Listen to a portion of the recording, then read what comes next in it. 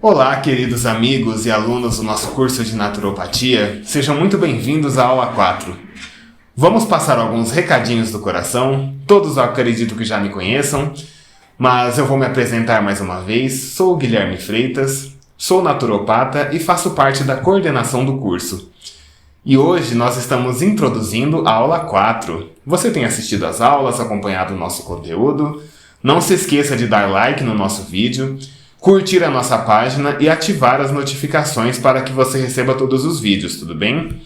Precisamos, esse ano, pelo menos dobrar a quantidade de seguidores em nosso canal. Então já vou começar a aula de hoje, além de desejando a você um ótimo curso e também que você consiga absorver todos esses aprendizados, convidando você a um desafio.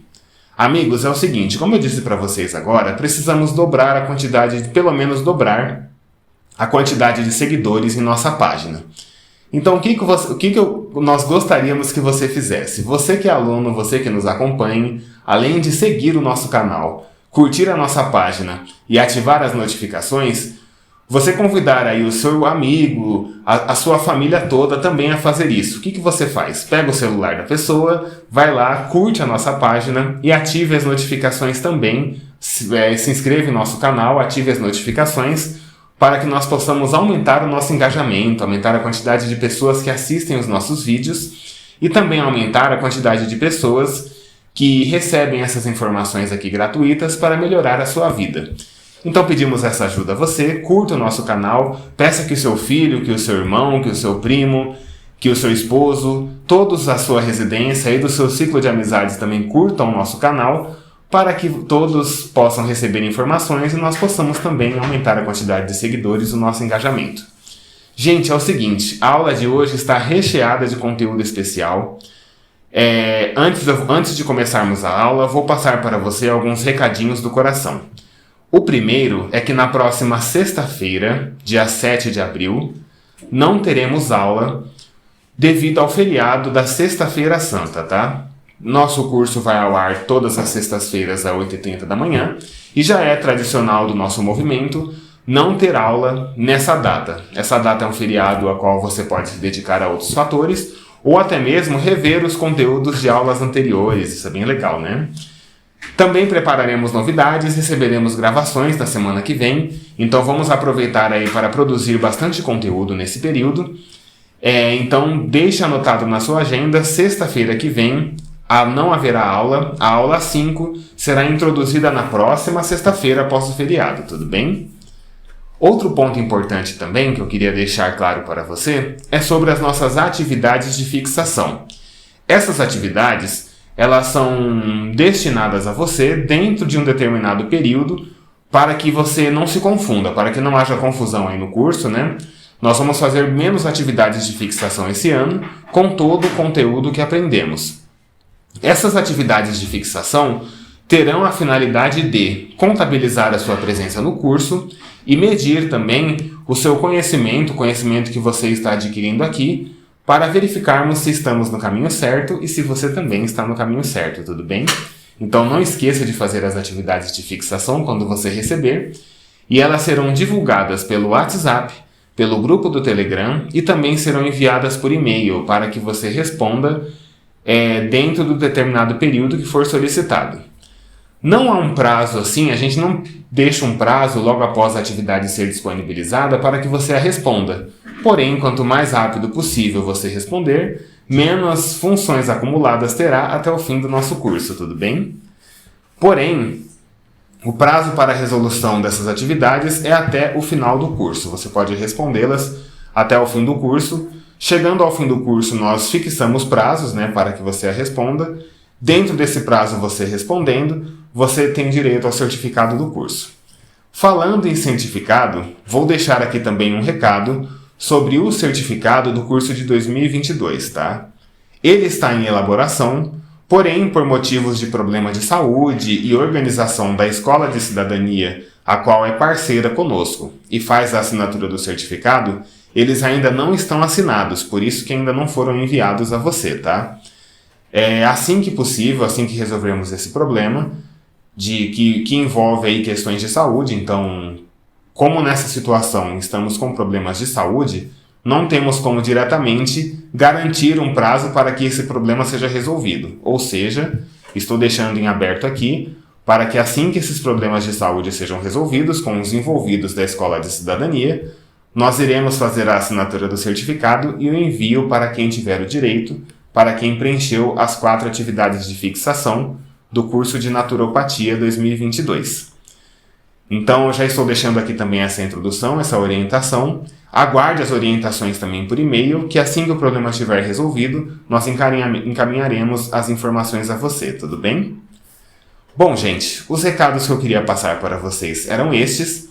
Agora eu vou começar a introduzir a você a primeira aula. Vamos continuar conversando sobre veganismo. Lembra que tivemos na segunda aula uma conversa bem legal sobre veganismo? Hoje o assunto é bem interessante, tá? Vamos falar de veganismo e as famosas restrições, tanto da dieta do vegano, quanto de outros produtos do estilo de vida, a qual o vegano não utiliza porque podem haver exploração e sofrimento de origem animal. Então, papel e caneta na mão, prestem atenção neste conteúdo, porque hoje muitas dúvidas sobre veganismo serão sanadas, tudo bem? E até a próxima aula.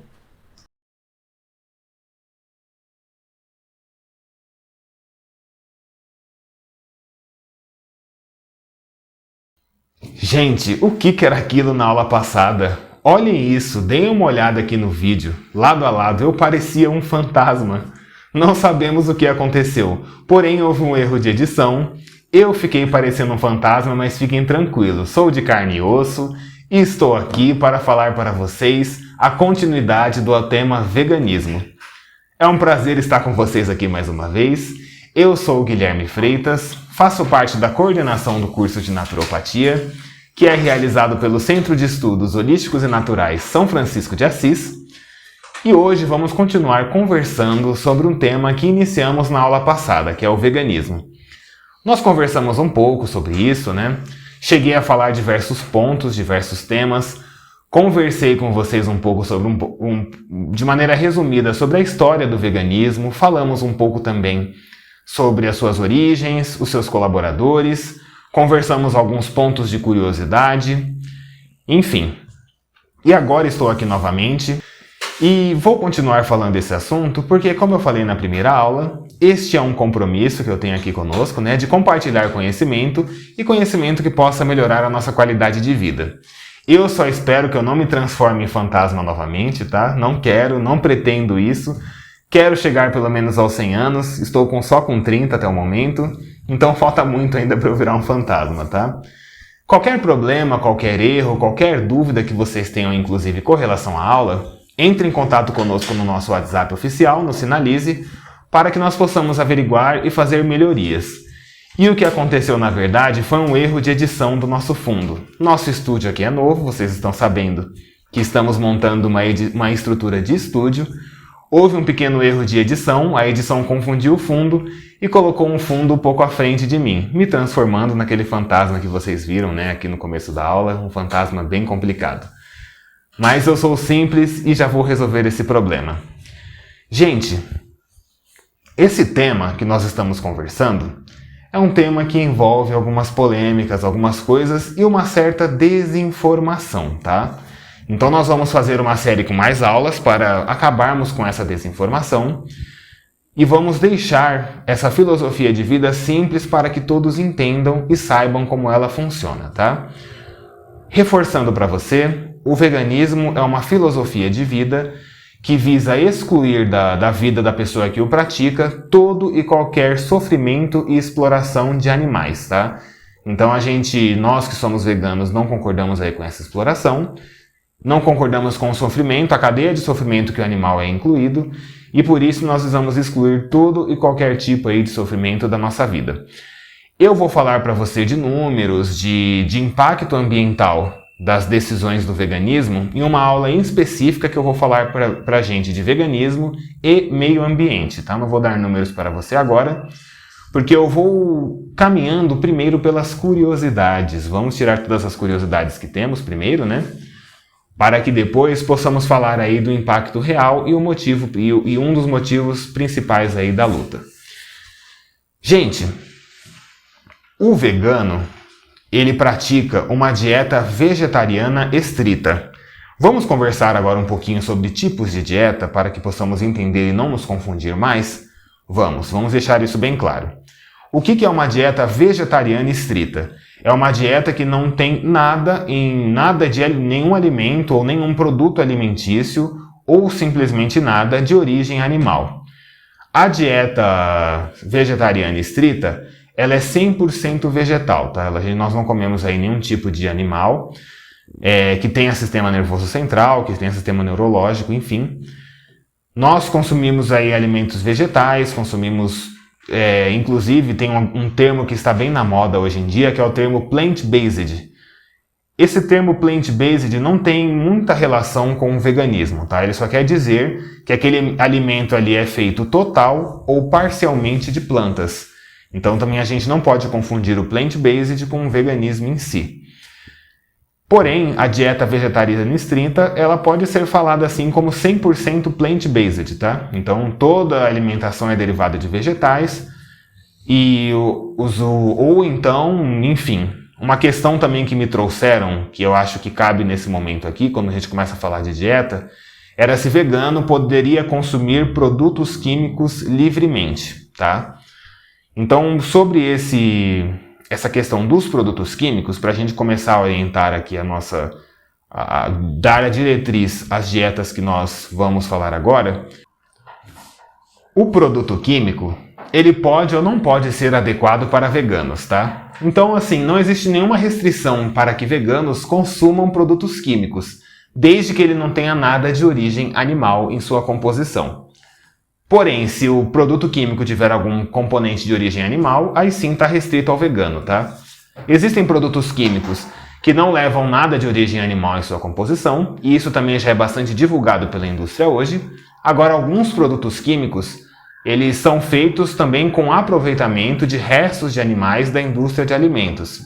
Todos esses produtos químicos que possuem restos de animais não são adequados para veganos. Então nós vamos conversando sobre isso, que vamos falar um pouco dos alimentos proibidos, dos produtos proibidos. Vamos falar bastante coisa hoje, uma aula bem legal, com bastante informação. Então, a dieta vegetariana estrita pode conter aí os alimentos 100% vegetais e os produtos químicos que não contenham nada de origem animal em sua composição. Bem como também produtos químicos, enfim, são esses dois pontos da dieta vegetariana estrita, tá? O vegetariano estrito precisa observar esses dois pontos. O vegetariano semi-estrito, que é também um outro tipo de dieta, também tem uma alimentação 100% de origem vegetal e pode consumir produtos químicos, enfim, se ele for consumir, beber ou utilizar na sua alimentação, desde que não tenha nada de origem animal. Mas o vegetariano semi-estrito, ele pode consumir mel. Então o mel ele está liberado aí para quem é vegetariano semi-estrito, tá? O ovo vegetariano, que é o próximo vegetariano que eu quero falar, que inclusive eu fui um período ovo vegetariano antes de me tornar vegano, é um vegetariano que também faz uma alimentação 100% vegetal, consome produtos químicos que não tenham nada de origem animal, e ele pode consumir ovos. Ovos de galinha, ovos de pato, ovo de ganso, se gostar de comer, ovos de codorna. Enfim, o ovo é um alimento liberado para o ovo vegetariano. Eu fiz a minha transição ao veganismo, por quê? Eu vou dar um spoiler aqui rapidamente, porque eu vou explicar melhor sobre isso no futuro também.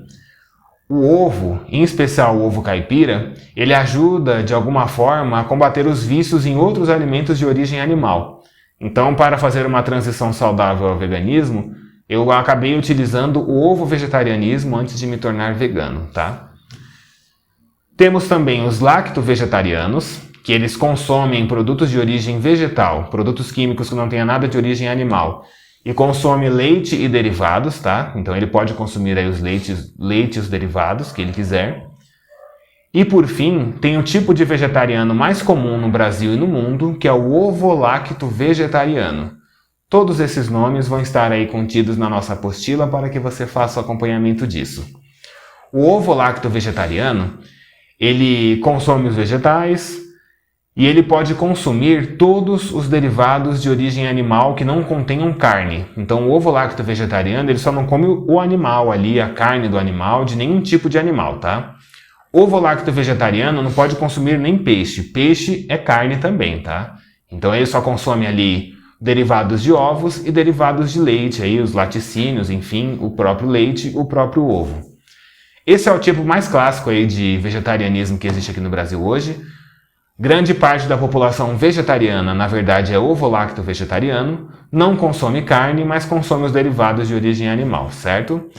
Esse é um ponto que eu queria deixar aqui bem esclarecido, para que nós possamos entender os tipos de dieta. O vegano, que tem a filosofia de vida, adota a dieta vegetariana estrita, como eu já havia dito, tá? Então vamos lá, para que nós possamos entender aí o que o vegano pode e o que o vegano não pode, que aí eu já vou deixar isso daqui bem esclarecido, porque eu acho que para a gente conseguir entender melhor, primeiro a gente fala aí do que é permitido e do que não é permitido, para que depois possamos aí conversar sobre os demais pontos que envolvem o veganismo, tá? Estou aqui, meu computador acabou desligando, estou reiniciando ele só para pegar algumas informações consideráveis. Bom, o vegano, como vegetariano estrito, não come nenhum tipo de animal, tá? Nenhum mesmo. Assim como o vegetariano estrito não come, o vegano também não come. Não come boi, porco, não come galinha, frango, peixe. Peixe também não é permitido, tá, gente? Tem muita gente que confunde aí que o vegetariano pode consumir peixes. O peixe, ele é um animal como outro animal. E, inclusive, ele tem sistema nervoso. Enfim, tem família, tem colônia, passa por sofrimentos, atravessa uma cadeia de sofrimentos. Então, o peixe também não está liberado para nenhum tipo de vegetariano. E qualquer outro tipo de animal também que você, enfim, já consumiu, vinha a consumir, o vegetariano estrito não consome, o vegano também não consome. Também não consome o leite e os derivados de leite clássicos que a gente conhece, que são requeijão, iogurte, queijos de mais variados tipos. Ele pode consumir tudo isso desde que seja de origem vegetal. Não consome ovos de nenhum animal, tá? A gente não consome nenhum tipo de ovo. Também não se pode utilizar mel. O mel, é importante a gente frisar a questão do mel aqui, porque o pessoal acredita que o mel pode ser utilizado porque aparentemente ele não parece ser de origem animal, mas sim, ele é, tá? O mel, ele é um derivado de origem animal, originado da abelha. Então, assim como a gente não come a abelha, também não come o mel. Os derivados mais clássicos que eu estou comentando com vocês são esses, né? Esses são os principais. Porém, vou começar a destrinchar alguns aqui, que também são importantes para que entendamos o porquê que não consumimos. O primeiro que eu vou falar aqui para você é alguns tipos de chocolate. Existem no mercado hoje vários tipos de chocolates veganos, que você pode pesquisar também, que vão ser até melhores para a sua saúde do que os chocolates tradicionais que contêm leite, ou algum tipo de derivado de leite ou soro de leite. Esses chocolates que contêm qualquer tipo de derivado de leite, o vegano não consome. Procure saber aí na sua cidade ou até mesmo em outros prestadores de serviço veganos que já fazem a divulgação. Existem marcas tradicionais hoje no mercado de chocolates veganos. Geralmente eles têm uma percentagem maior de cacau e tem até um pouco menos de açúcar. Então opte, quando for comer um docinho, comer um chocolate vegano. Outro alimento que gera muitas dúvidas quando o assunto é o veganismo: cerveja. Você consome cerveja? Falando de saúde, cerveja não é muito bom. Porém, algumas cervejas também podem não ser veganas. Sabia disso? Que existem cervejas não veganas? Por quê? Porque bebidas alcoólicas em geral, como a cerveja e o vinho, já vou tomar o gancho do vinho aqui, podem passar por um processo de clarificação, para que ele se torne límpido, transparente e perca os seus resíduos. Esse processo de clarificação pode ser realizado com gelatina de origem animal. Essa gelatina pode estar contida ou na bexiga de peixes ou na cartilagem de ossos de bois, que é a gelatina que a gente consome aí, que a população consome naturalmente e compra no mercado. Bebidas alcoólicas que tenham sido clarificadas ou que tenha sido adicionadas de corante de origem animal, como é o caso do carmim de cochonilha, não são adequadas para veganos. Então o vegano precisa observar, se atentar aí o produto que ele consome. Essa informação pode ser um pouco mais difícil de ser obtida, por isso que se você for consumir alguma coisa de origem alcoólica, é bom pesquisar com a empresa antes, caso você vá fazer um consumo. No meu caso, para mim também isso é mais simples porque eu não bebo, tá? Bom, falando agora da bendita da gelatina. Muita gente acredita que a gelatina é um produto vegetariano ou vegano. Por ela não ter ali nenhum aspecto, não parecer ser de origem animal, e ter ali a coloração, tudo, enfim, o pessoal pensa que não é feita de origem animal. Pois bem, gente, gelatina é feita das cartilagens bovinas. É de origem animal, então não é um alimento vegano. Então, se você consome gelatina, inclusive a gelatina, ela não é um alimento vegetariano, tá? Então, nem o ovo lácteo vegetariano, nem nenhum tipo de vegetariano pode consumir gelatina. Isso não é um alimento liberado. Se você consome gelatina, pare imediatamente se você for vegetariano. Senão, você talvez não seja vegetariano, né? Tá consumindo carne ainda porque gelatina é carne. Alimentos vermelhos. Como eu falei para você, existe um corante chamado carmim de cochonilha. O carmim de cochonilha, ele é um corante feito à base de insetos. Os insetos são secos, triturados, adicionados de alguns produtos químicos para melhorar o seu desempenho e a sua composição, e depois são comercializados, adicionados em alimentos, vários tipos de alimentos, né? Então, todo produto vermelho, todo produto rosa, todo produto rosado, você precisa prestar atenção se ele não é colorido com carmim de cochonilha. Porque se ele for colorido, eles têm ali o animal, né? Então não pode ser consumido também. Nem por nenhum tipo de vegetariano e nem por vegano. É por isso que eu deixei claras as dietas aqui do que de cada um pode consumir, para que nós entendamos o porquê não se deve consumir esse tipo de alimento. Bom, continuando a nossa lista, ômega 3. Alguns tipos de ômega 3 são de origem animal, são extraídos de peixes, enfim, esses ômega 3 não são adequados para veganos. Assim como os vários tipos de suplementos, né, alguns tipos de vitamina B12, alguns tipos de cálcio, que podem ser extraídos de ostras, vários suplementos que podem ser extraídos de animais que nós não consumimos. Vitamina D, que pode ser extraída aí de lã de ovelha ou de outros itens. Sempre é bom observar se o suplemento, seja ele enriquecido com ômega 3 ou algum outro tipo de suplemento, ele é de origem vegetal. Todos esses itens que eu falei aqui existem aí ou versões sintéticas ou versões de origem vegetal, que o vegano pode e deve suplementar, tá? Em especial vitamina B12. Então é importante você observar esses itens, se são todos veganos. E, inclusive eu recomendo que você, mesmo não sendo vegano, consuma suplementos veganos, que o desempenho é melhor para a saúde, caso você vá utilizar algum deles, tudo bem? Bom, essas aqui são algumas curiosidades na questão de alimentos, né? Existem, por exemplo, chocolates que são importados de outros países, que podem conter sangue de animais, outros tipos de alimentos. Então sempre é bom você ler o rótulo do alimento que vai ser consumido, caso você seja vegano. Se tiver dúvida sobre algum alimento, algum componente que está no rótulo, pesquisa antes de comprar. Geralmente os mais clássicos são esses, né? Alguns itens assim que são de suplementos de origem animal, esse tipo de coisa, é bom evitar esses daí, tudo bem?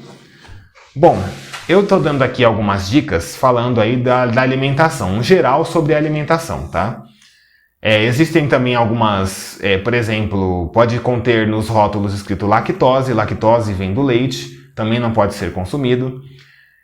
Alguns tipos de ácido lático são de origem animal, hoje em dia é bem difícil, mas ainda tem alguns que são de origem animal. Caseína é de origem de leite também, tá? Que pode estar escrito no seu rótulo. Caseinato de cálcio, caseinato de potássio.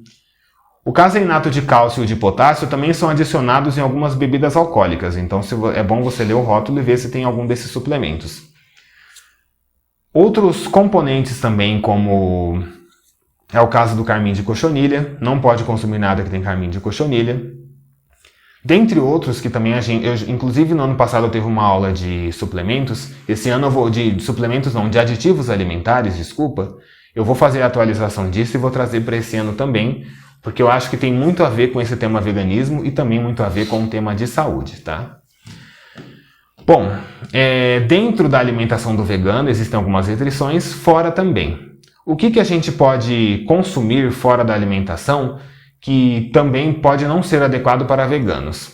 Primeiro, cosméticos, tá? Os cosméticos, eles podem conter vários itens que são de origem animal, como glicerina, sebo bovino, esse tipo de coisa. É bom a gente observar se o nosso cosmético é de origem vegetal ou não, 100% vegetal ou não.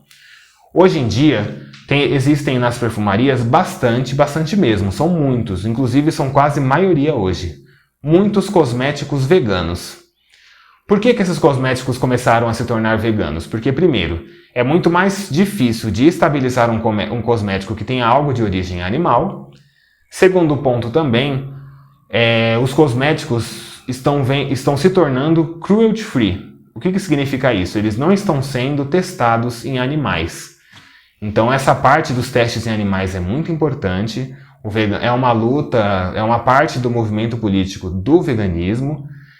E inclusive esse ano de 2023 já há aprovações de leis por parte do governo federal e das assembleias legislativas e do Congresso Nacional restringindo os testes em animais. A tendência é que isso se chegue a zero. E é pelo menos uma da parte da luta aí que a gente vai acompanhando, né? A gente espera que isso em breve chegue a zero. Os testes foram muito restritos e as empresas estão aderindo muito bem a isso, né? Já houveram escândalos envolvendo empresas, tudo, então eu acho que hoje esse impacto muita gente está aprendendo e pelo menos dos testes em animais e dos aditivos de origem animal em cosméticos, a sociedade está cada vez mais livre e isso é bem legal.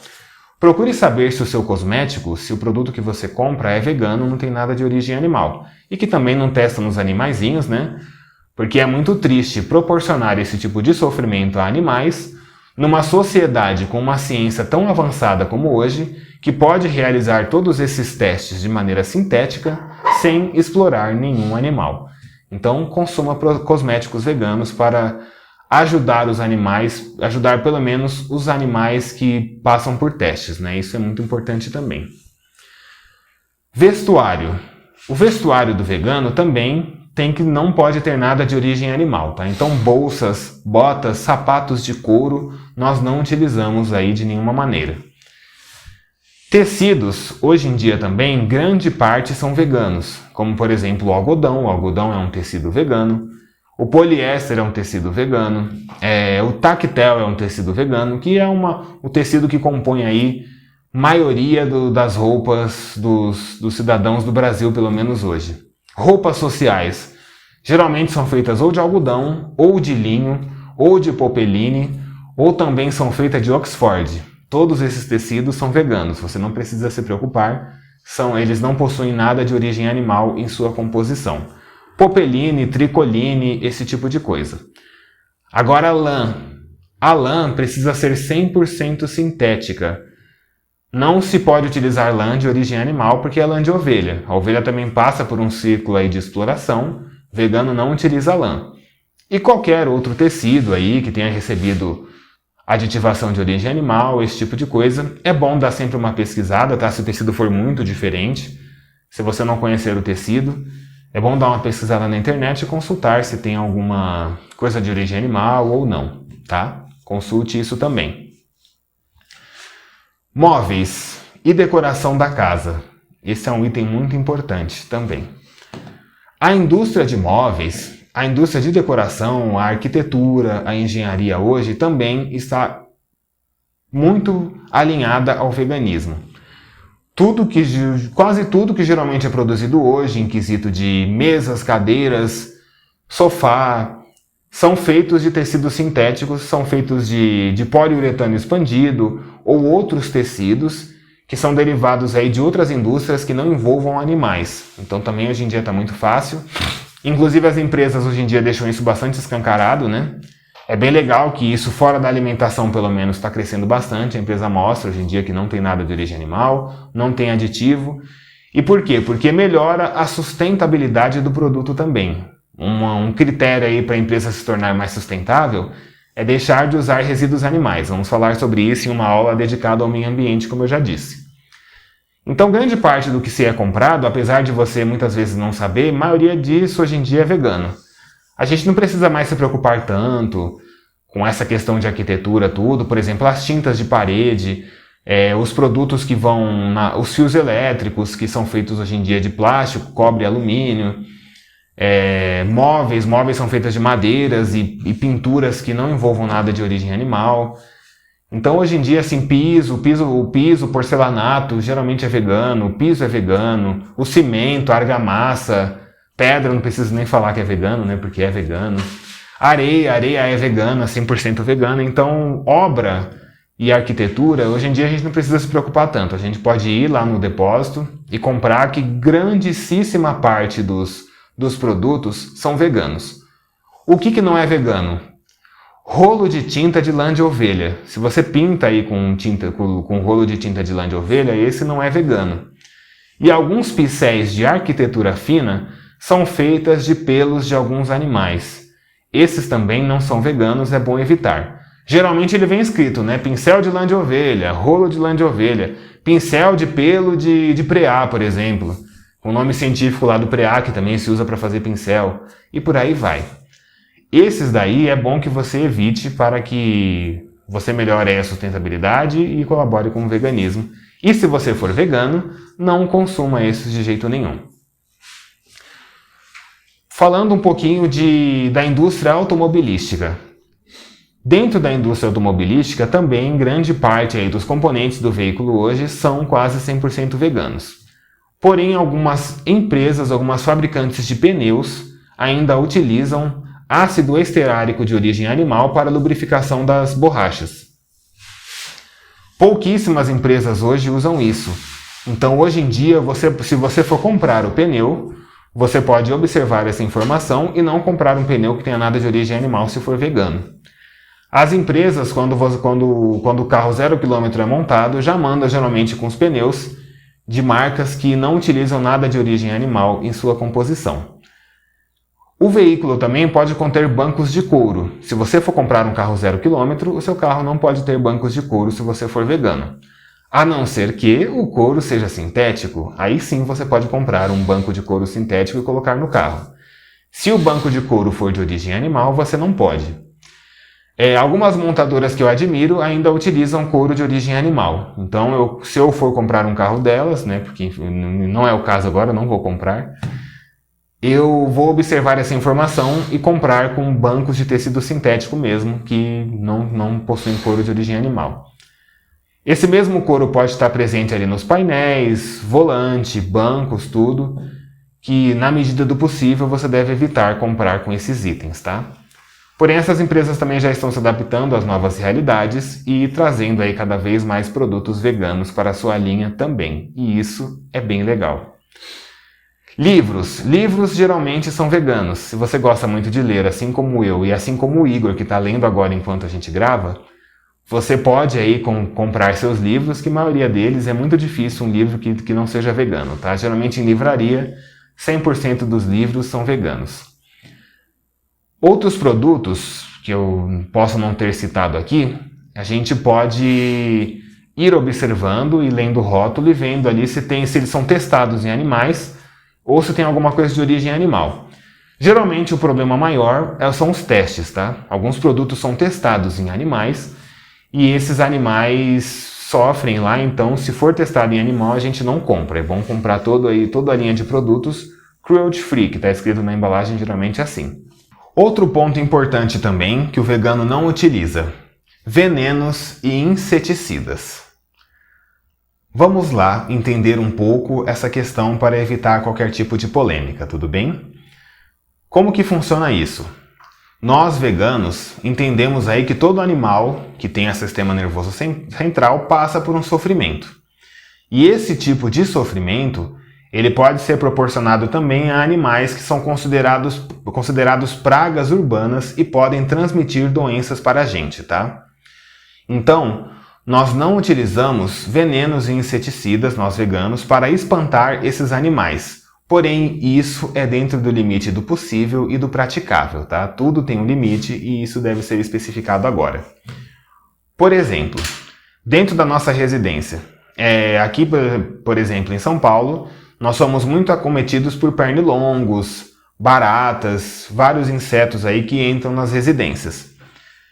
Esses insetos, eles podem ser espantados de maneira natural, tudo bem? Eles podem ser espantados, existem várias receitas de inseticida natural, que você pode utilizar um inseticida natural para eliminá-los ou espantá-los. Esses produtos naturais, eles não proporcionam sofrimento ao animal, então você pode utilizar ali para espantá-los da sua residência, sem os inseticidas químicos, que atacam o sistema nervoso do animal justamente, e o fazem morrer através desse ataque, aí, gerando uma cadeia de sofrimento. Porém, essa é uma questão que os veganos divergem um pouco. Eu vou falar aqui o que eu penso a respeito, tá? Um animal desse tipo, mesmo com uma inseticida natural, ele pode transmitir algum tipo de doença, né? Como é o caso aí do Aedes aegypti, que transmite a dengue, pode transmitir a zika e a chikungunya. Então, se você utilizar o seu instinto, se você está ali dentro da sua cadeia de instinto e der um tapa ali no pernilongo, isso é um instinto do ser humano. Então, eu, como vegano, não vejo problemas, e também tem vários veganos aí dentro da nossa cadeia que não vê problemas nisso acontecer, tá? Essa é uma questão delicada, então isso tem que ser tratado com delicadeza para evitar aí calor e discussão, né? A gente não quer nem discutir, nem gerar nenhum tipo de calor. Ratos. Ratos são animais mamíferos que sofrem muito e sentem muito medo, tá? Então essa parte de exterminar ratos é bem complicada. O rato é visto como uma praga urbana. Por quê? Porque a gente vive um estilo de vida onde a gente desencadeia isso com facilidade. Vou concluir aqui agora a nossa aula falando dos ratos, tá? Que é um tema bem polêmico. O rato gera uma série de problemas aí. Ele é visto como uma praga urbana e a missão que existe assim na sociedade é eliminar o rato da maneira que ele deva ser eliminado. Bom, essa orientação é bem delicada porque o rato, de fato, ele pode transmitir algumas doenças. Porém, é importante que a gente, ao invés de tentar eliminar o rato, primeiro a gente tome cuidados para evitar atrair os ratos para a nossa residência. Por quê? Porque o rato ele está ali andando em busca de alimentos. Ele também quer se alimentar, assim como qualquer outro animal mamífero, e ele vai até a sua residência porque ele observou ali uma facilidade em conseguir se alimentar. Então, é ideal que nós tomemos cuidado com os seguintes pontos. Não deixemos restos de comida em cima de pia, no chão, em ambientes externos, quando teve aquela festa, deixar aquele monte de comida ali, principalmente se próximo à sua residência houver bueiros. É bom que você tome um cuidado com essa higiene, elimine os restos de comida, coloque em saco de lixo, feche corretamente e o guarde até ser eliminado aí no dia que o coletor de lixo passar. É bom evitar também que dentro da sua residência ou fora dela você deixe muita comida de animais, porque o que mais o rato busca hoje são comida de outros animais, ração. O rato ele ama a ração de cachorro, ração de gato, ração de passarinho. Tudo isso atrai bastante ele, porque é feito muito aí de soja, milho, enfim. Então ele vai lá comer esse tipo de ração. Se o seu animal fica em áreas externas, evite deixar ali o alimento muito tempo. Por quê? Porque o rato pode ir ali, comer aquele alimento e o seu animal se contaminar com a doença também. Então esse é retirar a comida dele nos períodos noturnos ou em períodos que ele não esteja consumindo, é um cuidado que você precisa fazer pelo bem do seu próprio animal de estimação. Não é só para proteger ratos, tá? Tudo bem? Então isso também é importante. Verifique esse ponto, evite deixar restos de comida aí na sua residência. Alimentos estragados também. Frutas. Os ratos, eles só se atraem por frutas se ele ver outros alimentos. Então não é geralmente fruta que atrai o rato. Alimentos fortes como bacons, linguiças, queijos também atraem os ratos por causa que o olfato dele vai longe, ele sente o cheirinho de longe, ele vem vindo. Então, se você consome esse tipo de alimento, também é bom guardar e eliminar os restos de maneira correta, para evitar atrair ratos para sua residência. E por fim, existe uma obrigação de lei que alguns locais sejam desinsetizados e desratizados.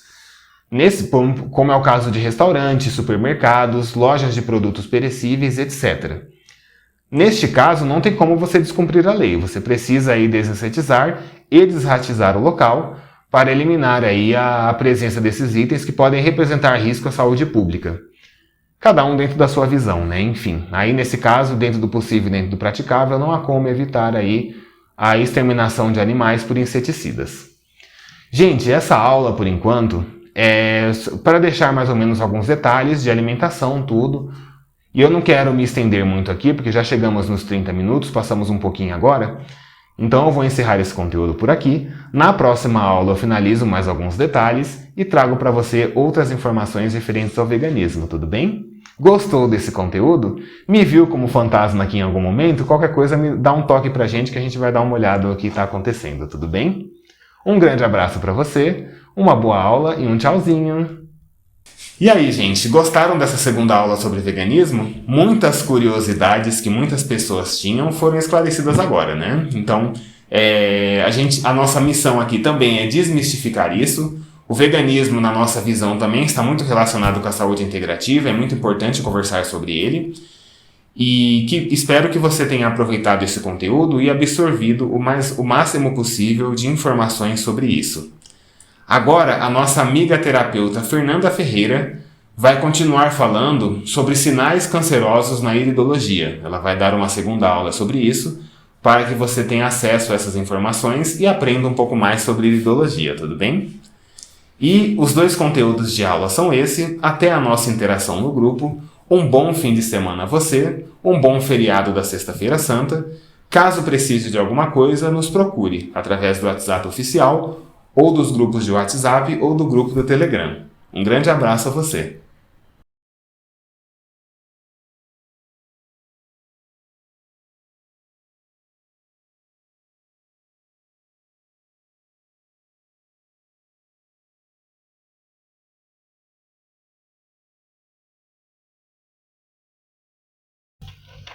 E aí, dentro disso, nós temos aqui alguns sinais que a gente consegue perceber na íris ao tirar uma foto e analisar, que são indicativos, tá? Então, assim, a gente tem lacunas. E o que são lacunas, né? A gente até falou sobre isso antes. Então, o que é lacuna? Lacuna é um espaço que a gente pode ter na íris e ela pode ter formatos. Então, a gente pode ter lacuna com formato de escada, telha, aspargo com algumas pontas, pera, bico, formato de torpedo e ponta de lança.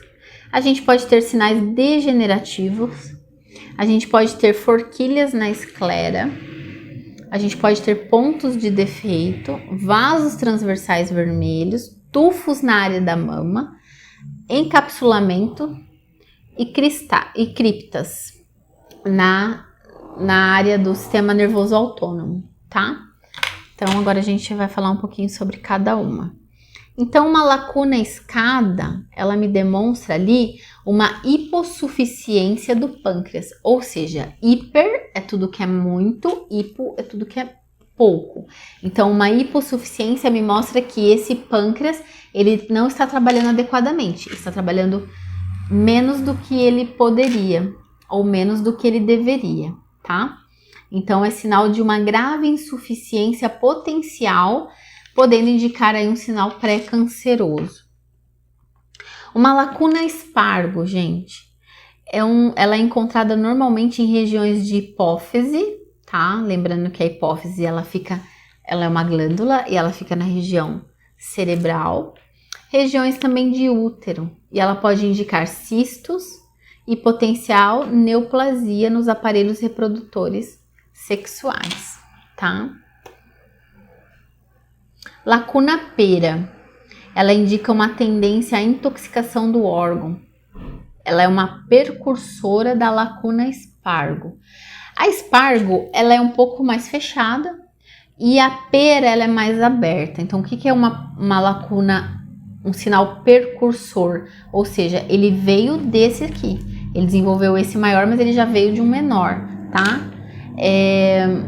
Então, ela me indica uma tendência à intoxicação naquele órgão. Então, me mostra que esse terreno biológico ali está intoxicado. Então, esse órgão que tem essa lacuna pera, ele vai ter uma tendência, uma predisposição maior de desenvolver o câncer nesse órgão que tiver o sinal. A lacuna bico, ela é um sinal que ela pode indicar tumor benigno. E quando penetra na borda do sistema nervoso autônomo, que é a primeira parte depois da pupila, ela representa uma maior possibilidade de malignidade, tá? Então, ela pode indicar um tumor benigno, porém, se ela estiver dentro da trança do SNA, pode indicar uma malignidade. Lacuna torpedo. Se for grande, indica uma instabilidade celular hereditária.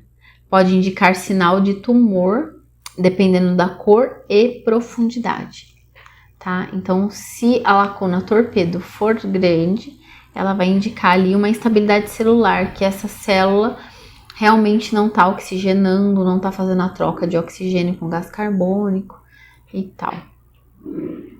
Lacuna ponta de lança, conhecida como cripta também, pode ser considerada precursora da lacuna aspargo. Indica tendência a doenças degenerativas e ou tumores. Lacuna charuto. Quando faz introflexão na banda do SNA, ela se refere a uma alteração epigenética daquele órgão ou do sistema afetado. Pode indicar uma condição de neoplasia, de acordo com a Escola Italiana de Iridologia, tá? E aí, se vocês falarem, tá, e aí o que é epigenético? Epigenético é aquilo que vem de outras gerações, né? Então, epigenética é o que está na memória celular.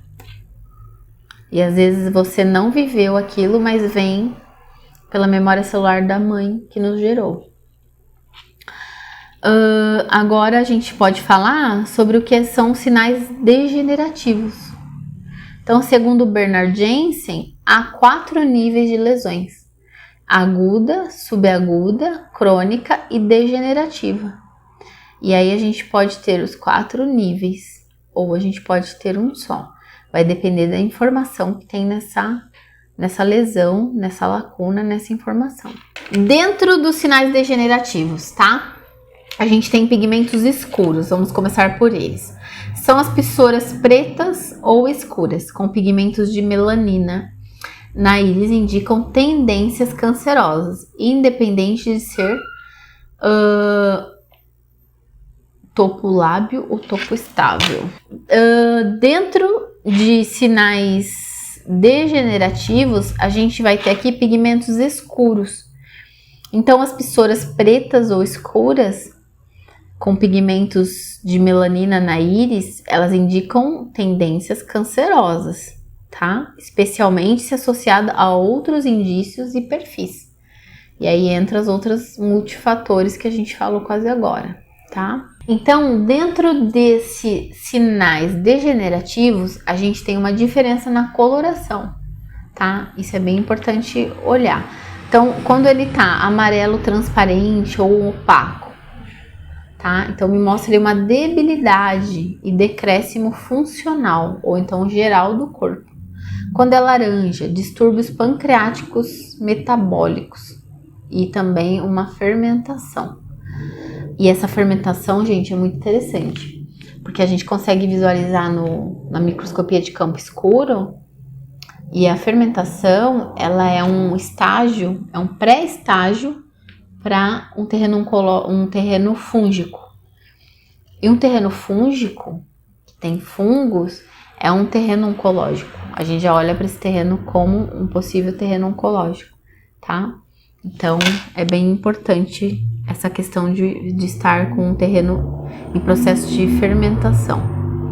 Marrom claro e marrom avermelhado, distúrbios hepáticos, obstrução das vias biliares e alteração hormonal. Marrom escuro e marrom preto, possível processo destrutivo. sobrecarga tóxica, alteração hidroeletrolítica e deficiência de oxigenação.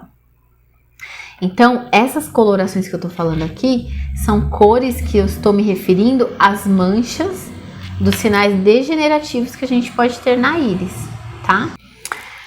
Agora, gente, terceira situação, né? Forquilhas na esclera. Ela pode indicar um tumor já instalado ou a formação de um, benigno ou maligno, tá? Ou ainda um trauma no órgão representado pela área na esclera onde elas estão.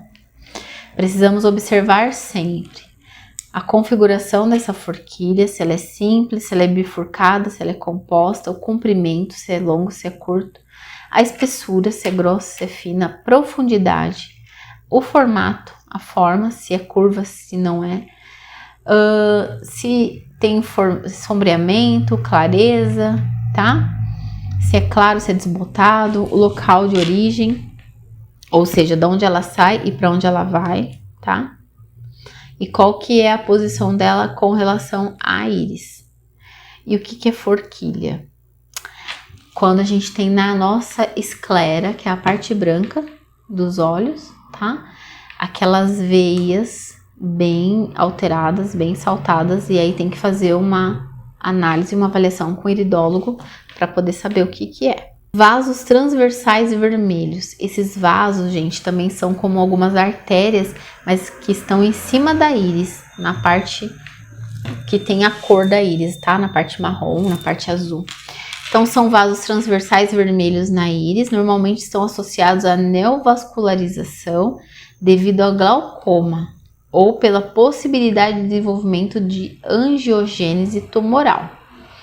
Então, assim, vão ter casos e casos. Se a pessoa tiver só um vaso transversal vermelho passando por cima da íris, ali a possibilidade, a gente está falando mesmo de parte de neovascularização. Agora, por conta de um glaucoma. Agora, se tiver com muitos vasos, aí pode ser uma angiogênese mesmo tumoral. Pontos de defeito. É uma probabilidade herdada para grandes patologias, como câncer, destruição de tecidos, tecido necrótico na área associada. Segundo Leonard Milhaumer, 88% desses sinais são herdados e 12% adquiridos. Tufos na área de reação da mama. Tufos não representam uma tendência para malignidade, mas como representam tendência de congestão da linfa. Se aparecer na região de mama, poderá representar, sim, predisposição ao câncer de mama, tá? Então, esses tufos, gente, pode ser, assim, uma coloração, pode ser dentro de uma íris azul, a gente chama de anel linfático, tá? Então, são vários pontinhos brancos, assim, então, às vezes pode ser uma quantidade maior ali de coloração. E a gente percebe pela imagem um peso naquela localização, naquele órgão. Aquele sinal, ele tem uma diferença, é como se você visse ali que tem um peso, ele é mais denso, tá? Encapsulamento. Até aqui tem uma expressão em inglês, né? Sugar blood. Que isso vem de, como se fosse ali um cristal de açúcar de sangue, tá? Então, algumas pessoas que têm esse sinal têm diabetes ou hipoglicemia e não tem câncer. No entanto, a maioria das pessoas com câncer tem esse sinal. Ou seja, ter esse sinal não significa que tem câncer. Pode ser uma disfunção do pâncreas ali, um diabetes, uma hipoglicemia. Mas se a pessoa que tem câncer, necessariamente ela vai ter esse sinal, tá? Que é o encapsulamento. Então, esse sinal, ele vai estar associado ao perfil iridológico, ao perfil da pessoa. E também é um indicativo. Também é importante observar se ele é um indicativo associado ou uma manifestação suspeita. Item 9, sinal 9, cripta na BSNA, que é o sistema nervoso autônomo, tá? São adjacentes ou apenas dentro da trança do sistema nervoso autônomo. São um marcador genético e pode indicar uma história familiar de doença intestinal e talvez predisposição a câncer no aparelho digestivo. Tá? Especialmente nos intestinos, tá? Então ele pode ser um pigmento ali de melanina escuro que circunda uma profunda cripta escura. Lembrando também que a trança do sistema nervoso autônomo, como o próprio nome já diz, ele vai ter toda a parte do intestino. Então a gente vai ter o cólon ascendente, o cólon descendente. Então essa informação vai me mostrar como está o intestino desse paciente. Item 10, ou sinais 10. Sombra acompanhante na pupila. Representa debilidade do sistema imune, especialmente representado pela diminuição das células NK. São as células matadoras de tumor. Pode representar predisposição familiar a câncer, histórico de câncer em familiares até terceira geração, marcação genética por anemias e distúrbios do sistema hematopoético. Então, gente, era isso que eu tinha para passar para vocês hoje, um pouquinho sobre o câncer e a iridologia, sinais cancerosos na nossa íris. Depois a gente vai ver o que a gente vai tirar foto de imagens para vocês poderem analisar aí nos estudos de vocês. E qualquer dúvida, mandem uma mensagem, entre em contato, que a gente vai ser uma honra responder para vocês, tá bom? Beijo no coração e até a próxima aula.